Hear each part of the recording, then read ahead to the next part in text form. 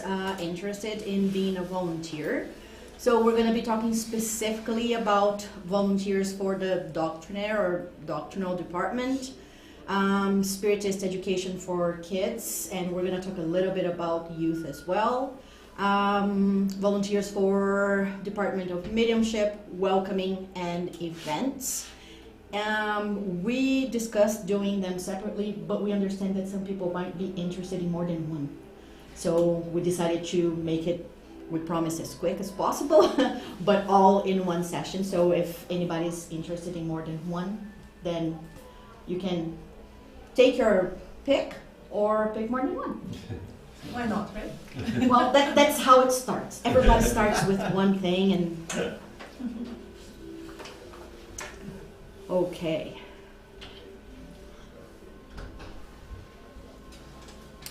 Thank you, Victor. You're the best.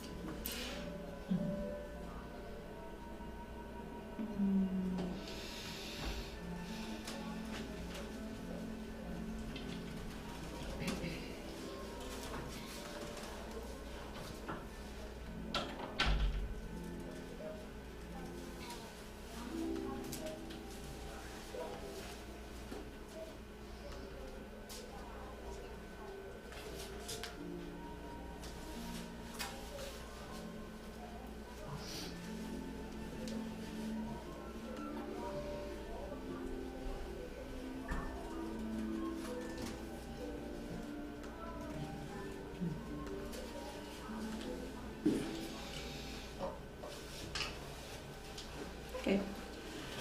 So,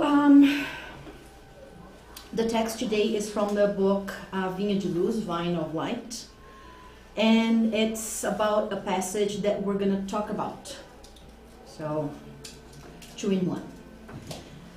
And it's called The Peace of the World and the Peace of Christ. And the passage is, I leave you with my peace. My peace I give you. I do not give it to you as the world gives. Do not let your heart be troubled, nor be afraid. And this is in the book of John, chapter 14, verse 27. And Emmanuel says, it is essential not to confuse the peace of the world with the peace of Christ. The calm of the lower plane may be nothing more than stagnation.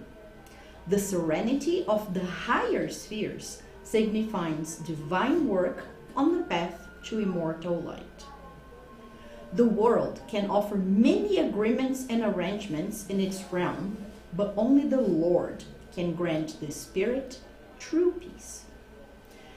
In the circles of the flesh, the peace of nations often represents the temporary silence of bayonets. Peace of the unconscious wealthy is unproductive and incapable idleness. The peace of those who rebel within the framework of necessary struggles is the manifestation of sickly despair. The peace of systematic idlers is an escape from work. The peace of the arbitrary is the satisfaction of their own whims. The peace of the vain is the applause of ignorance. The peace of the vengeful is the destruction of their adversaries. The peace of the wicked is the triumph of cruelty. The peace of the shrewd merchants is the exploitation of others. The peace of those attached to lowly sensations is the corruption of the senses. The peace of the gluttonous is the opulent feast of the stomach, though spiritual hunger persists in the heart. There are many impious slanderers, criminals, and different people who enjoy peace of the world. They feel triumphant, fortunate, and dominant at the present age. Wealthy ignorance, well-dressed vanity, and intelligent laziness will always claim they are doing just fine. Do not forget, however, that the peace of the world can often be the sickly slumber of the soul. Therefore, seek that peace of the Lord, the peace that surpasses understanding, For it is born and cultivated within the spirit, in the field of the conscience, and in the sanctuary of the heart. So let's close our eyes.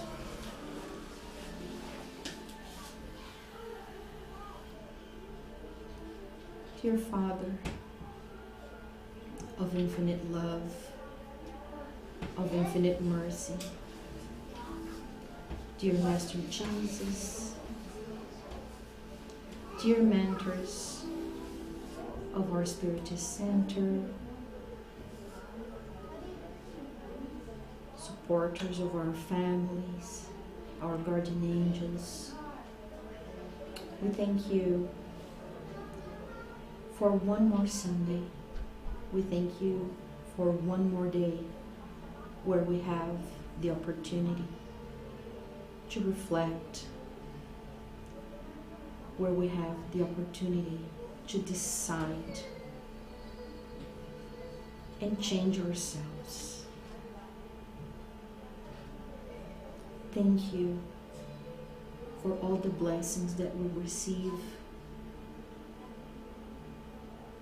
for they are everything we need in order to fulfill our spiritual contract.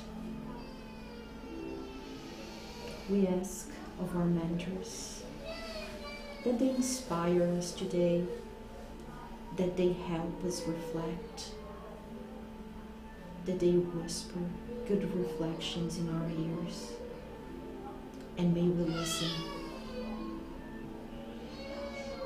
May today's reflections touch our hearts and inspire us to act, improving ourselves. So be it. Somebody's upset. All right.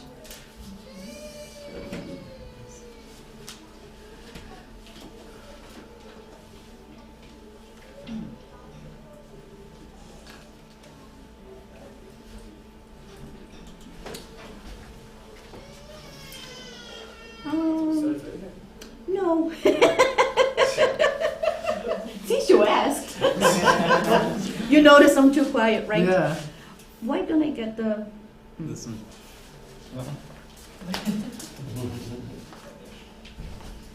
Can I bring Victor with me if I go work with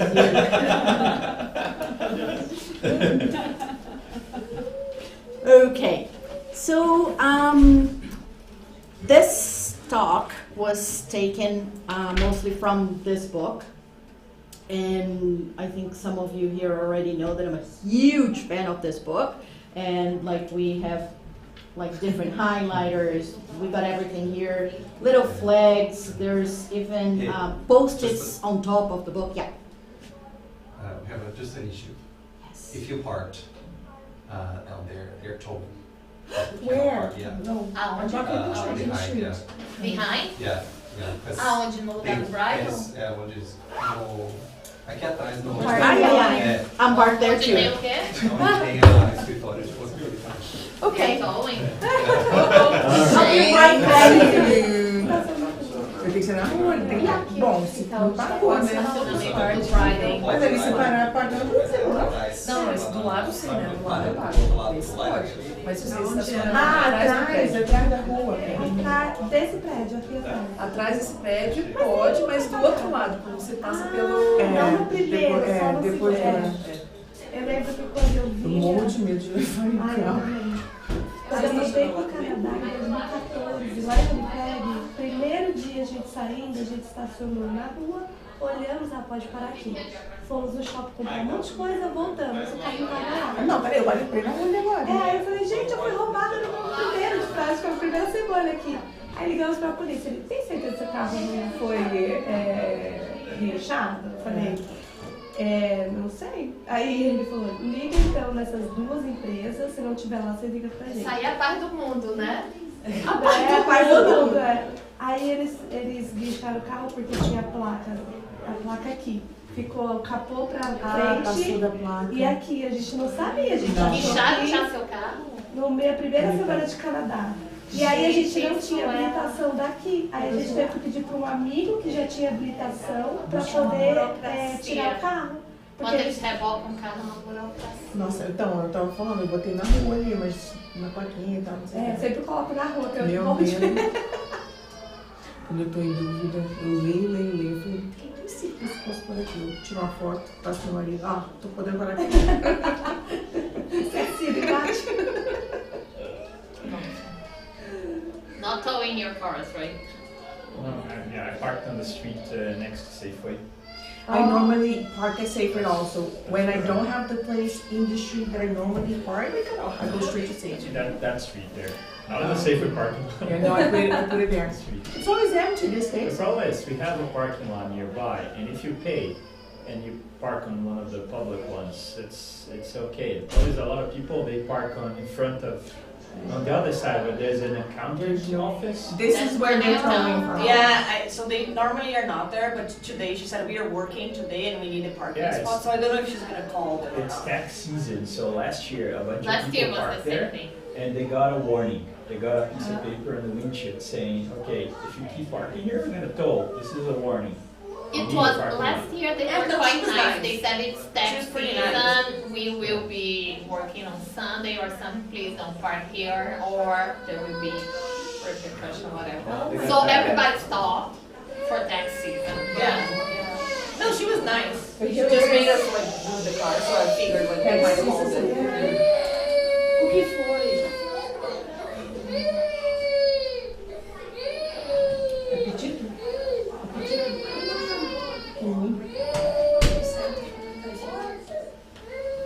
Ele achou que tava revocando o carro dele. Ele tá achando. É. Ele deve estar. Meu Deus, eu trabalhei tanto. Where is Isabel? At home. She has a severe cold. Started on Wednesday. She was feverish. And then she No got telling better. her. Friday she got very bad again. Yesterday she was kind of okay. Today she's still kind of okay. So have her out in the weather is not Yeah. best idea. It's better that she gets better, so she goes to take care too much, right? Tell me about it. Yeah, it's a hard time because when the kids get sick, everybody calls them sick. É. Hi, and my relationship with my manager is such a makes it so easy. But no. Ufa, a comida chegou. Yeah, just it's really bad. Tudo bem lá, né? Do you work from Obrigada, home? gente. I don't. So what do you do? For me to get to where I start working, I have to drive from Old Toes to Calgary downtown. Oh my goodness. You live in Ottawa. Aí todo mundo vai sair e vai sair de novo. Nossa, And you work Já in sei o que aconteceu? isso foi você que ligou pro Tom pra começar de novo, né? Que você tava atrasado. Exatamente, isso foi tudo programado. Marcela? Eu avisei online. Falei, para a reunião agora. I'm so glad I got a glass of water before the meeting. Was everything okay? Did you guys see the towing car? Don't tell me. The towing car there? No, not yet. Não tinha nada, não tinha Oh. I think she said that if Mas eu acho, eu tava preocupada ela chamar, porque ela veio avisar, a gente estacionando, a menina veio e falou, vocês não podem parar aqui, a gente vai trabalhar hoje, a gente vai precisar do estacionamento. Aí a gente olhou, I saw Atlas car, I saw Luis car, I didn't recognize her car, I saw Renata's car, oh my god, everybody's here. I forgot it's tax season. yeah, Yeah, I exactly. had that feeling, but let's Completely forgot. happens. We're waiting for the paper in our windshield, right? This is what we call piece of the world. Yes! Thanks, Joanna. You were paying attention. Somebody was paying attention. So, yeah, now I got the piece of the world because my car is not going to be towed anymore. Now I can concentrate on the piece of the world. Okay, so like I said, this book, not translated yet, but I'll tell you that ChatGPT does an amazing work. So it is a book based on the prayer of St. Francis of Assisi, and we're going to see the whole prayer in English. And it's sort of a practical guide on how to change ourselves after we decide to, right? Because change for the sake of change doesn't make sense. We need to understand why we want to change. And the book is like literally a practical guide. At the end of each chapter, there are exercises, meditation and reflection exercises, proposed questions for us to reflect upon, to write down and revisit later. I highly recommend it. It's an amazing book. And today we're going to talk just about the second chapter. We're going to do the exegesis. Do you know this word, exegesis? Exegesi. It's like a deeper analysis of a text or passage, usually scripture, usually the Bible. So it's when we go more in depth and try to understand better what Jesus was trying to say with that parable. So,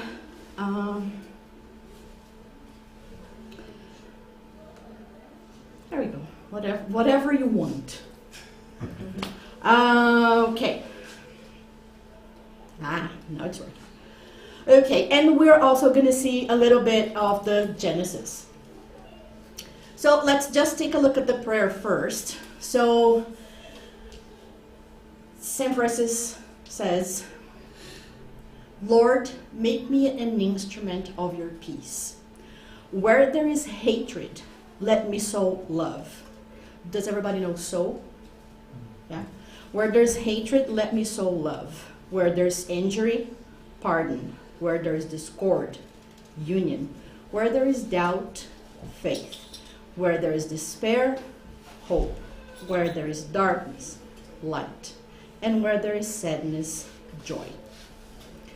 O Divine Master, grant me that I may not so much seek to be consoled as to console, to be understood as to understand, to be loved as to love. For it is in giving that we receive, it is in pardoning that we are pardoned, and it is in dying that we are born to eternal life. If anybody ever wondered what it looks like in English. Okay, so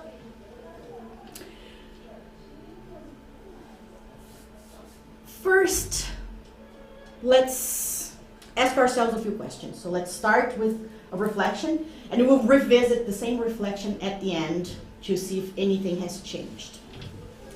So a few questions for ourselves. And again, based on the text that we saw in the beginning, when Jesus says, peace I leave with you, my peace I give you.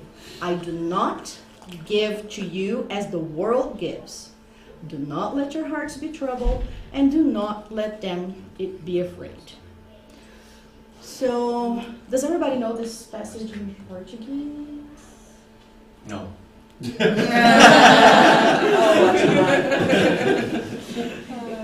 Love it.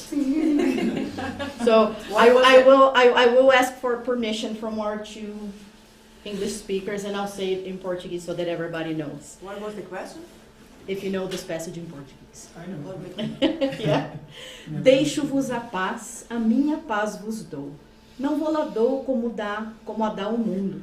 Não se turbe o vosso coração, nem se atemorize. Okay, so it's a very famous passage in Portuguese as well. But sometimes we don't connect the dots. So, first thing, what is the Lord's peace? As we saw in the text, as Jesus says, is it just being fine? Is it having everything I need, materially speaking? Is it finding the best job in the world? Everyone has its own peace. But is that the Lord's peace? No. Or is it the world's peace? The world's peace. Could be expressions of it, I guess, but ultimately there may be something more deeper. Like I said, this is a reflection. We're going to reflect now, and we're going to reflect again in the end to see if our opinion changes. So there's no right or wrong answer, okay? If someone is very poor and they are struggling and they find a great job that can really help the family, for him, that is, I don't know, that is. It is close. peace, but the question is it the Lord's peace or the world peace? I think there's a bit of both, I think.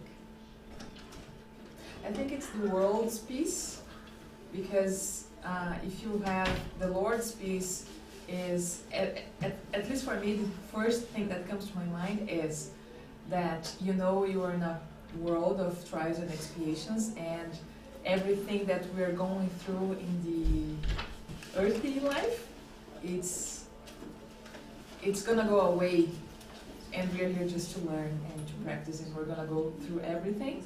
But the Lord's peace is knowing that we are immortal spirits, and this is only temporary. Very well said. And now let's play the devil's advocate. Is it easier to live with or without the world's peace? You're in this world? It's difficult. Yeah, so we're here, we're incarnated, right? Having a roof over our heads, like the job when you're poor, the peace of the world. Can it be helpful? Yes. Yeah. Is it always helpful? No. Awesome. Can we be an instrument of the Lord's peace? Yes. Yeah. No, nobody disagrees. I like that. Can we give or offer something we don't have? No? So we can be an instrument of the Lord's peace. But what would be the first thing we need? It's fine. To have it for ourselves, right? Can't give what I don't have. Okay, exercising logic is working great. Now, how? How can we become an instrument of the Lord's peace? In specific Yeah. No, in specific situations, as in the prayer, Mm-hmm. he says, like, where I have sadness, that I can bring happiness, and so on. So Mm-hmm. I do not, especially now, we are not going to have like all the Lord's peace, but definitely we can, in specific situations, bring Lord's peace. Okay, perfect. In our attitude. Okay, so let's ask ourselves more pointed questions. Can I sow love when I still hate my enemies? Can you come again? So remember the Yeah, prayer let me says, sow yeah, love. let me sow love. Yeah. Can I sow love when I still hate my enemies? Because in the prayer it says, where there is hatred, let me sow love. Can I sow love if I still hate my enemies? If I still pray for my enemy to trip and break their nose? No. If you still do that, you have to make that decision to stop it first, so that you can sow love. Can I sow happiness if I feel sad all the time? No. And, okay, when we say sadness, what kind of sadness are we talking about? Circumstantial?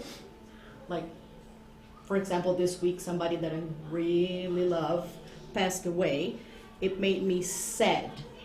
Is that kind of sadness that I'm talking about? No, it's more towards negativity. Yes, so we're talking about existential sadness, when I don't feel loved, when I don't feel like I belong. So it's hard to give somebody happiness when I am in that kind of sadness. Make sense? Yeah. All right. So, due to time constraints, I was going to talk a little bit about, like, the book talks about 3 phases of this change, but I don't think we'll have time for that, so I will skip that one. And we're going to see the parable, and I've brought this cartoon before. Do you guys know what is a synoptic gospel? How many gospels do we have? In the Bible or generally? In the Bible. 4. In the Bible, proved, nothing in the basement of the Vatican, nothing like that. Oh, 'cause No Da God. Vinci Code, no. In the Bible. So yes, we have 4. 3 of them are called synoptic gospels because they are very similar in content, arrangement, and even language. And of course, it's Mark, Luke, and Matthew. So a lot of passages can be found very similar in all 3 of them or 2 of them. Some of them the exact same words. So I always like to bring this. And what are the Gospels? It's there in the Bible, like Matthew, Mark, Luke, and John wrote. He doesn't have to go to the principal's office because John's is a little bit different than the other 3. But what are the Gospels? What's the content of the 4 Gospels? What Jesus said, life of Jesus. Yeah, what Jesus said and the life of Jesus, right? So, a lot of them, well, not a lot of them, all of them will have parables. The 3 synoptic ones have several in common. John's has a few different ones, and so on and so forth. So, the parable we're going to talk about today can be found both in Luke and Matthew, and both in chapter 4 in both Gospels. The wording is not exactly the same, but it's very similar. And it is called, on a regular Bible, it's called the testing of Jesus, or Satan tempts Jesus. However, this book, again, is by Projeto Espiritizar. And the mentors, the spiritual mentors of the project, chose to call it something completely different, which is the parable of discernment. What is discernment? The ability of what? Good sense. To differentiate. Differentiate right from wrong. Yeah, it's a better word. Exactly. So, the hints that I've been giving so far. So this book's about like deciding to make a change ourselves for the better, improve ourselves, and all of that. Is discernment necessary? Yeah, because that's your reflection. You have to reflect constantly. Exactly. If we're not able to differentiate, sometimes right and wrong are very clear, but there are so many nuances that we sometimes gloss over, that we sometimes just brush off. So, in this, like in the book, they go in depth in all of the symbols, like it's very deep in everything. I want to concentrate specifically in what they call the 3 temptations of the ego, because this passage is about temptation, right? So the tempting of Jesus. So we're going to read the whole passage. It's a little bit long, and then we're going to break it into what part talks about each of the 3 temptations of the ego. Okay? Not making sense now, but it will. So we're going to read the whole thing. It's a little bit long, so bear with me, and then we're going to break it apart. Jesus, full of the Holy Spirit, left the Jordan, the river, and was led by the Spirit into the wilderness. In Portuguese, it's the desert instead of wilderness. Okay? In Portuguese, it's that passage where Jesus is 40 days in the desert. In English, it's wilderness instead of desert. Where for 40 days he was tempted by the devil. He ate nothing during those days, and at the end of them he was hungry. The devil said to him, "If you are the Son of God, tell this stone to become bread." Jesus answered, "It is written, man shall not live on bread alone, but on every word that comes from the mouth of God." The devil led him The devil led him up to a high place and showed him in an instant all the kingdoms of the world. And he said to him, I will give you all of their authority and splendor. It has been given to me, and I can give it to anyone I want to. If you worship me, it will all be yours. Jesus said to him, away from me, Satan. This is the passage that we know so well in Portuguese. Vá de retro, Satanás. That's something we say in Brazil all the time. When we don't want something or somebody's bothering us, we say, away from me, Satan. But I, for example, did not even know this was a real passage in the Bible. Me neither. I didn't know. Yeah, because we hear it from our grandparents, parents, from everybody, and we have no idea where it came from. We just repeat it like parrots. I thought it was a joke, like. Yeah. No, it's this actual passage. But also the wording is old Portuguese, right? So it's not how you would. It depends on the translation. There is a translation that says, "Go behind me, Satan." It depends on the translation. For it is written, worship the Lord your God and serve him only. The devil led him to Jerusalem and had him stand on the highest point of the temple, or the pinnacle of the temple. If you are the Son of God, he said, throw yourself down from here, for it is written. And this is in the Old Testament. This is written in the Old Testament. He will command his angels concerning you to guard you carefully. They will lift you up in their hands so that you will not strike your foot against a stone. Jesus answered, it is said, do not put the Lord your God to the test. When the devil had finished all this tempting, he left him until an opportune time. So the first thing is we need to understand that this parable is not a literal experience that Jesus lived. Like a lot of people believe that this is an actual experience. Jesus went through this situation. Okay, so no. Just like all the other parables, it has a message. Actually, several messages behind it. So don't understand it literally.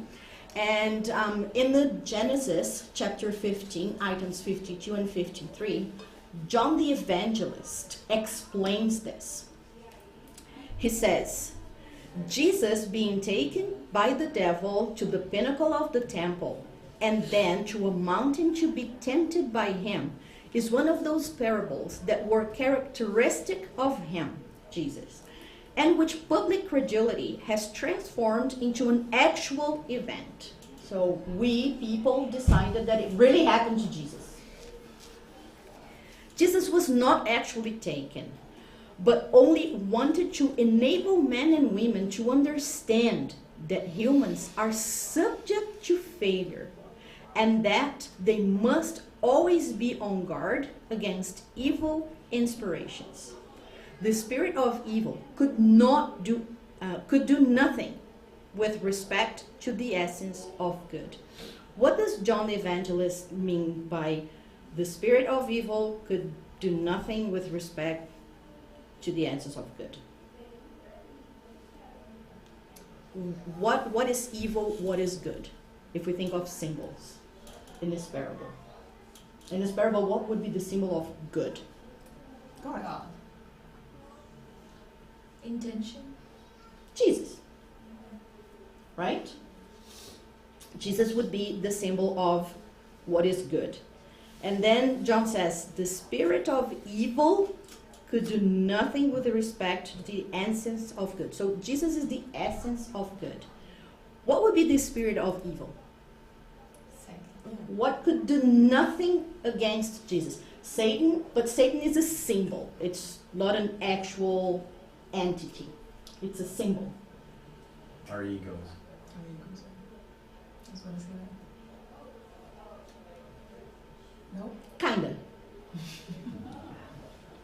What comes from our egos. Why do we need to watch and pray? So that we don't fall into what? The temptation is the spirit of evil. And of course it's connected to our ego, right? We are going to be tempted by the parts of our ego that we haven't enlightened yet. While some people have difficulty being honest, some people have difficulty not envying somebody else. So everybody has like different areas that we need to work more on. Our temptations are not the same for everybody. And they of course come from our ego. And why is that? Why can't temptations do anything to Jesus? Because he's overcome them. Exactly. If we think in very simple terms, think of Jesus as light and our temptations as darkness. Do you throw darkness into light or light into darkness? If you throw light into darkness, does something happen?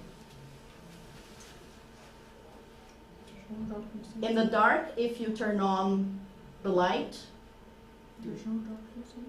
yeah, but can you turn on darkness into the light? No. Right? So Jesus had overcome those temptations. So he's already light. Darkness can do nothing against him. Does that make sense to everybody? Yeah? Okay. So now let's keep going. Now that we understand that part. So we're going to break it into pieces and we're going to see the 3 temptations of the ego that can summarize a lot of the other temptations. So Jesus, full of the Holy Spirit, left the Jordan and was led by the Spirit into the wilderness or desert in Portuguese, where for 40 days he was tempted by the devil. He ate nothing during those days, and at the end of them he was hungry. So the 40 days in the desert, if we have already established that this is not literal, that this is not something that actually happened to Jesus, they are a symbol. For what? To curb the temptation. Too difficult a question for a Sunday morning, right? After almost having our car stowed away. Okay, so it's actually a symbol for the preparation for a ministry, an invitation to candidates, to candidates to be Jesus' disciples, to walk the path of initiation. And when we talk about this, we can think of others that went through the same process. Krishna, Buddha,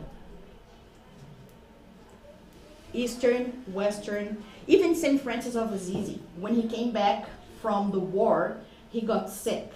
And during the time he was alone, recovering from his sickness, that's when he heard Jesus' voice asking him to rebuild his church.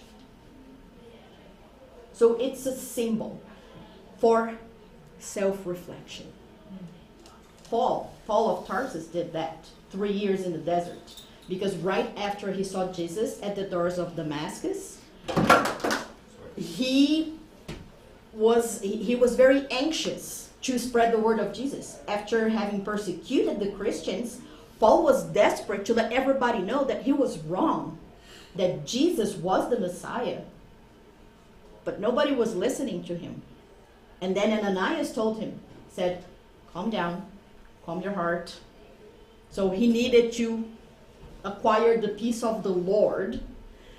So Paul spent 3 years in the desert reflecting and trying to figure out how he could spread the word of Jesus, how he could undo the evil he had done, right? So the saga of the essential being in search for self-illumination, dealing with the tormenting invitations of the ego. Because our ego is tempting us all the time. All the time. Do I want to go to the Spiritist Center Sunday morning? Do I want to sleep in? Do I want to... I was going to say something, no. I was going to say something that I shouldn't.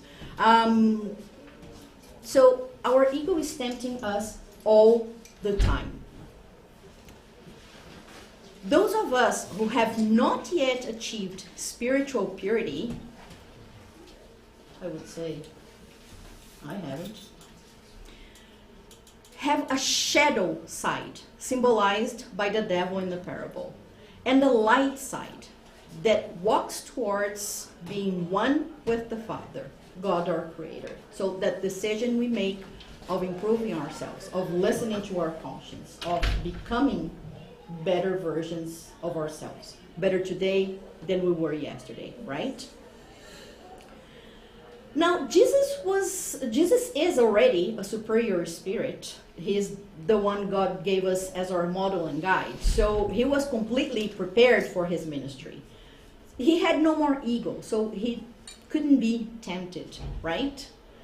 So this is for us. This is a symbol for us to understand that in order to make the change, we need the 40 days in the desert. Not literally, but as a reflection. Figuratively, like stopping to reflect. I'll take it. Even more. Right. Bigger package? 2 years like Carol, Luis will be back in 60 days. Because if Jesus needed 40, we need way more, right? Carol says denial. Stamp, denied. Okay, so it would be fantastic if we could physically do it, but in the world we live in the society we live in, that is a luxury most of us can't afford literally. But it is the idea of the reflection, the idea of, at a certain point, stopping and thinking, is this how I want to live my life? Is this how I want to feel? Or is there something that I can change? Is there some way I can achieve the peace of the Lord? If I have, because if somebody is rich or whatever, they already have the peace of the world. That doesn't mean they're happy. Peace of the world is convenient, but it doesn't necessarily bring happiness. So even those people at a certain point will stop and think, what's the meaning of all this? What am I doing here? What's the point? So this is the 40 days in the desert. It's that, step on the brakes and what am I doing here? What am I doing with my life? How do I want to go forward? And Renata, so if you think about the Muslim, they do the Ramadan. So that's why they stop eat 5 in the morning and they 10 o'clock at night. So those periods for reflection, purification of your soul. Yeah, which a lot of Muslims that I know use that time for reflection, and a lot of them just see it as a ritual, just like other religions, other churches have their own rituals, but people are still not reflecting on the meaning of them, but they are focused on the ritual itself. But yes, that's the idea. And the Jewish also have fasting periods as well. It's a different ritual in terms of the shape, right? So the days or the times or the reasons are different. So for Catholics have the Lent, Quaresma, right? So all those religions have the rituals, which some people understand the meaning behind it. It is hard. Even myself, I tried for 3 days without eating any. No, seriously, it's very complicated. After, let's say, 40 hours, it's very complicated. Yeah. But I mean, you see, because your mind start to reflect more, because the spirit, we don't need that kind of material food. It's different kind of food. So that's we are, trying to get. Yeah. When you're doing it for all the pleasure, you gotta make your way, you know. Mm-hmm. But again, But starvation it's hard. it is. But the question is it necessary for us to reflect? No. It's a tool. It's absolutely a tool, right? So we are not dismissing it as a tool or criticizing any other religion. It's just it's hard to say it without sounding like criticism. It's not necessary. Like we were talking about in the study on Monday. It exists for a reason, it's a tool, but it's not necessary, right? Because even the right tools, if they're not used correctly, they won't achieve the objective. All right. And sometimes what triggers that is just something else, is just guilty or something. Like I did land last year out of guilty, not because I wanted to use it as a tool. Yeah. So. And again, sometimes it's just about the ritual. My kids go to Catholic school. Anyway. So every year they would come to me and like, Mom, what are you giving up for Lent? And I'm like, nothing, I'm not a Catholic. Next year they came with the same question. And they're like, well, I'm giving that up. And I'm like, but why are you giving it up? Well, because it's Lent, I have to give something up. But but why? Because the teacher said so. So again, understanding the tool makes the difference. And the reason, is it out of guilt? Is why? All right. So the symbols in the parable, the Holy Spirit is a symbol for the profound connection with God, cosmic state, when we feel one with God, like Jesus does. So the wilderness, again in Portuguese, is the desert. So the inner silence, search for the essence that we are. It's done alone, in silence, within ourselves, in meditation, right?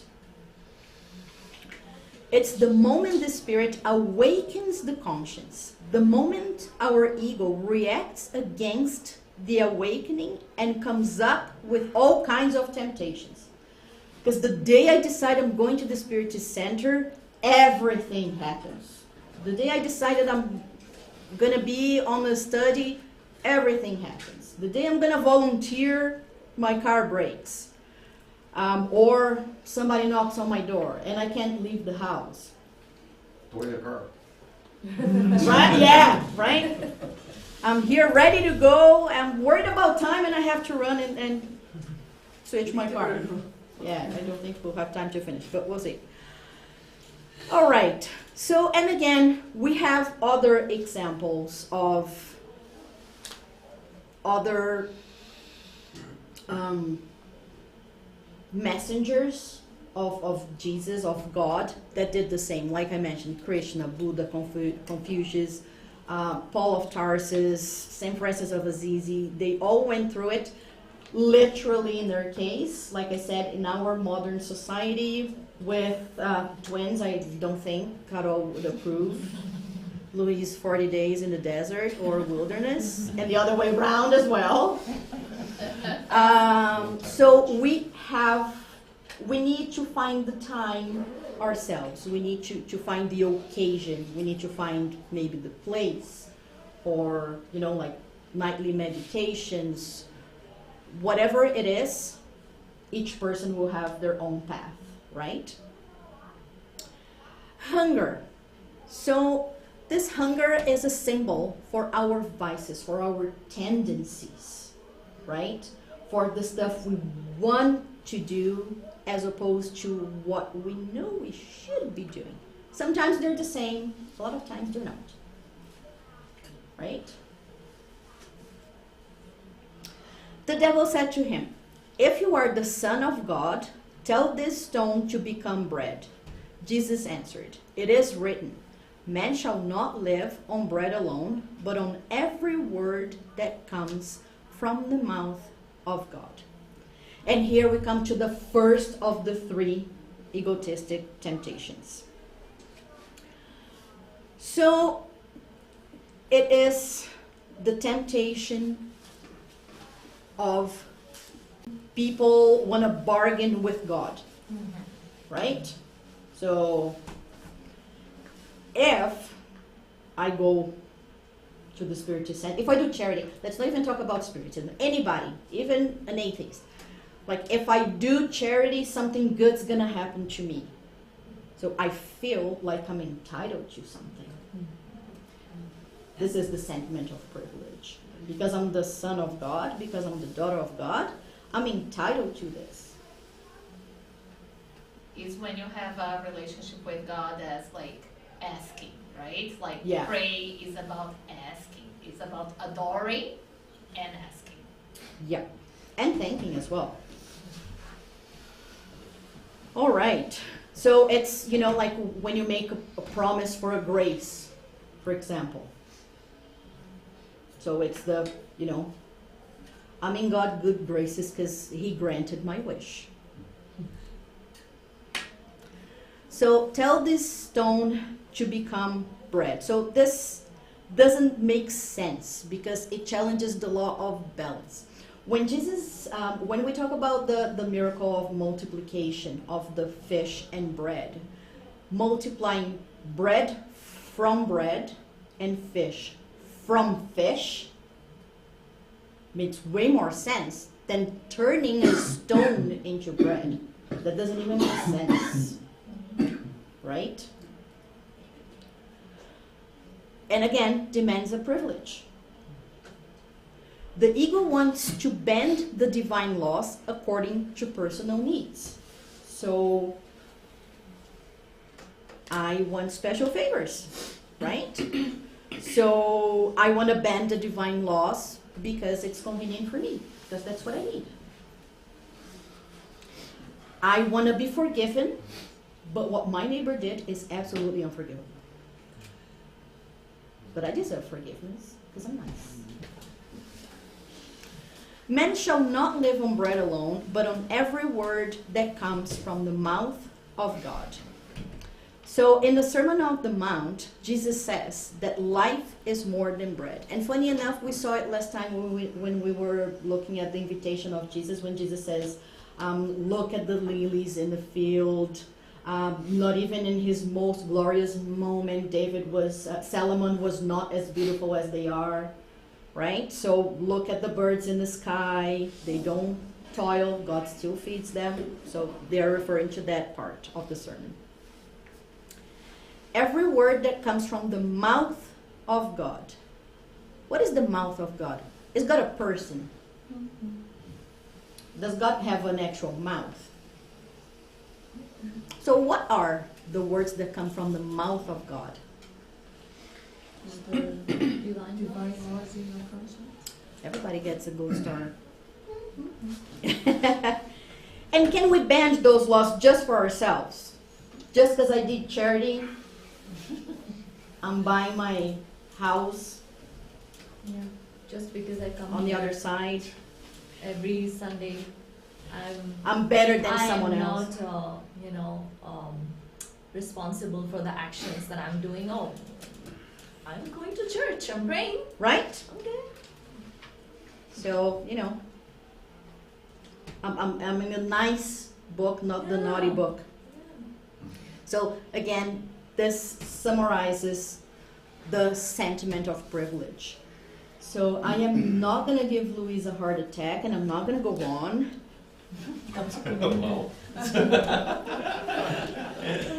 Because if I go on, Louise is going to look at me and go like... So out of the three temptations... Somebody needs to be. He keeps me honest. But that was not, I wasn't criticizing actually. I will give Louise It's a heart thank you. attack. It's thank you very much for keeping me honest. I will give Louise a heart attack because I will talk about tell this story to become bread. Because when we read that for the first time, and then just after that, Jesus says, "Man shall not live on bread alone, but on every word that comes from the mouth of God."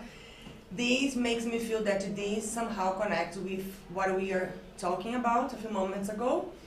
Because when Satan tells Jesus, okay, if you are son of God, turn the stone into bread. Yes, into bread. And what he was saying is, okay, if you have the power, so make something spectacular. And you are hungry, right? Because it was saying that Jesus was hungry. So why you are feeling hungry? Go ahead and, oh my God. Turn stone into bread. Yes, exactly. So then you can have food. But then Jesus says, okay, but man shall not live on bread alone, but on every word that comes from the mouth of God. So what these people are doing, and again, it's not necessary, but it's a tool, is I feel hungry because they are having like some food before 5 a.m. and they are only allowed to have another food after when sun rises. Sunrise and sundown, Yeah. So when sunrise, yeah. So, and they feel hungry. Yeah, sunset, yeah. And they feel hungry, right? They feel hungry along of the way. Yeah. And then they need to be strong to understand that I don't need to live only for this food, and food is only like a symbol. I can live you from whatever comes from the mouth of God, which is they are conscious. So they tell themselves, okay, you are doing this because you need to prove yourself. Like, you are more than that. You are more than the hunger that you are feeling right now. So, yeah. So here, the perfect, what you said is perfect. The relationship here that we need to understand is the temptation is when we feel privileged, right? When we feel like I'm doing more than my share, I am great, I'm fine. Divaldo tells the story of a lady a Catholic lady who made a promise. She needed, I think, her son to be cured of an illness or something. And what she promised in return, if she got the grace, was that she was gonna go the whole way from a certain point to the foot of the stairs of a certain church. And her son was cured. He got better. He healed. And all of a sudden, this lady has to do that. But it was a long way, and she was supposed to be on her knees. So what does she do? She hires a taxi, and she kneels on the back seat of the taxi, and the taxi drives all the way to the church. So, see the feeling of privilege? Bargaining there too. Right? It's the bargain. And not only that, so like, first you give me what I want, then I'll pay. It's, I don't know English, in Portuguese, fiado, comprar fiado. Like, you buy now to pay later. You invoice, invoice God and, 30 days, 30 days. You got 30 to 60 days. So, this is, and we, as human beings, it is, we are in transition, but it's still a trial and expiation planet. We are still working through the motions of changing ourselves to the better, of working on this. And it's not overnight. It's not because now I know that sometimes I have this sentiment of privilege that it's going to disappear. It's working on it patiently, slowly. Every time we realize, reflect on it, how can I not do it, how can I change it, and so on and so forth. It's a slow process. There's no law of instant perfection. So we're gonna leave, so this was part one. We're gonna leave the other two egotistic temptations for part two. Same of the next episode, stay tuned. I was just thinking again on that question you asked at first, like how can I be an instrument of God? And after all this talk, I was going very deep in my thoughts here, but after all this talk, like I think it's simpler than I was thinking. Not easy, but simpler. Like you gotta choose that. Because apart from ego, Lord's giving us His peace, and we gotta choose to accept it. Like when He said, light does something to darkness, but darkness doesn't do anything to light. if we think metaphorically, we can turn the switch down, and we can choose to be on the dark side, but the light's there for us. You gotta choose to have it with you. Yeah, that's So that's perfect, just- John. And something you said is even more perfect. It is not complicated. It's simple, but it Not takes hard. hard work. Yeah, it's free will. Yeah, it takes willpower, right? And working on it. That's what it takes. So it's not complicated, it's not something that people can't understand because it's a complicated concept, but it's a lot of hard work and self-work. Simple, not easy.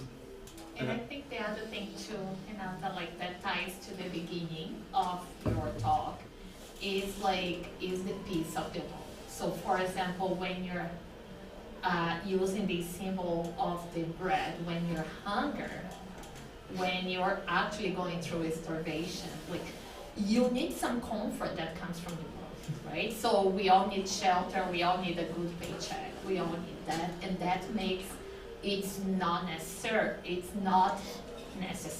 but it definitely makes things easier. Like, let's say, to go through the wilderness. And there's a difference between starving as a tool and starving because you don't have another option. You don't have the means. Yes, it's very different. And this goes back to what I think we've said, and Manuel, you brought it up, I think, first about the example of Islam and Muslims and Ramadan. And certainly it is an opportunity for them to practice, to your point, it's useful but not necessary. But in addition to that, and this goes back to this idea of privilege that we place ourselves in, that has a tendency to separate ourselves, not just from God but from each other. And Muslims, I don't know if everybody knows, I didn't know for a very long time, they're supposed to tithe as well. A part of their, there's 5 rules, and one of them is to tithe, and they're supposed to give away 10% of everything that they have to others, to charity. Not everybody practices this, but during Ramadan, one of the reasons that they are meant to practice this abstinence from food every day is to develop a sincere appreciation for all of those that do not have food and what they go through each and every single day. Because at the end of it, I mean, most people know there's a huge celebration at the very end, a huge party because they got through the 30 days, but which I appreciate, they deserve it. But every night they're actually supposed to engage and come together for a dinner. And I have my parents have Muslim friends that literally at night come over and bring food and gifts because it's an idea of developing that empathy, that appreciation for the privilege. So using it in a different sense, the gift of having enough sustenance. And so it is a means by them to develop a sincere appreciation and empathy so as to bring us together and ultimately living on more than just the food that God provides, but on all the words that come from Him, which is the actions that we practice. So it's actually, again, none of these are, as you said, necessary, but these rituals can be extremely useful if they're approached from in a certain aspect. Exactly. As long, again, it's a tool. If the tool is used properly, with the right intention.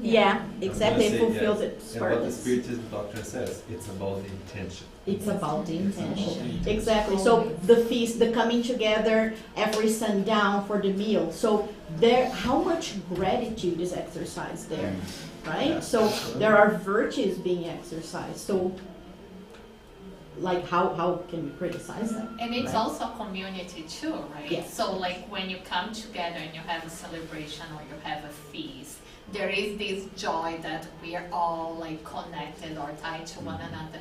You were talking, Attila, and I was just remembering I was in Turkey, I was in Istanbul the very last day of Ramadan. And it was like more people outside celebrating than in Carnival in Bahia. Like you could that says a lot. You could hardly walk, but there was this sense of joy, and it was like a national holiday that people from other parts of Turkey were there, and they were reopening like the mosque too. So there was a big celebration. Because they made it, right? The feeling that maybe they were having the feeling that we made it. Yeah, we made it. Yeah, maybe. We achieved it. We achieved whatever we were hoping so. So maybe I can achieve it, and I can like. It's not easy to believe. No, definitely it's not. And like you can't even drink water, so it's Yeah. a lot of You're not allowed to drink water as well. No, it's a lot of sacrifice. It's harsh. I have a colleague from my work, and I'm having my lunch on my desk, and she's, because of the It's Ramadan. smelling your lunch. Yeah, and then Lufia, sorry, but please, no, I don't know what to say. No, Marcela, please, don't worry about that. They understand. Yeah, Yeah. I'm good. Guys, I'm so sorry. We can continue the conversation later. Yeah, but yeah, The the kids, kids, get wild. yeah, the kids get wild. Let's have, that whole charity thing for the evangelizers over there. So we're going to do our final prayer, and we're going to go for our passes before we do the...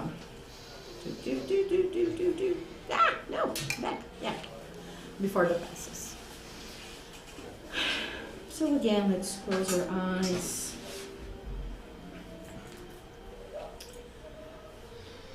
Let's once again thank Jesus, our master, our teacher, whose words are eternal, whose words surpass place, time, situation. We thank the mentors of the Spiritist Art Project for bringing us such deep reflections on the words of Jesus. We thank everybody who is here physically, spiritually, everybody who took the time to be online. May we all be able to reflect on this sentiment of privilege. May we all be able to understand our own 40 days in a wilderness or desert. And may we all find our willpower to exercise free will in the best possible way, to use our discernment to make better choices for ourselves, from the smallest choices we make daily to big decisions we make that affect ourselves, our families, workplace. May we always be conscious that the virtue of discernment is essential for our process of evolution. And may we have a blessed week. So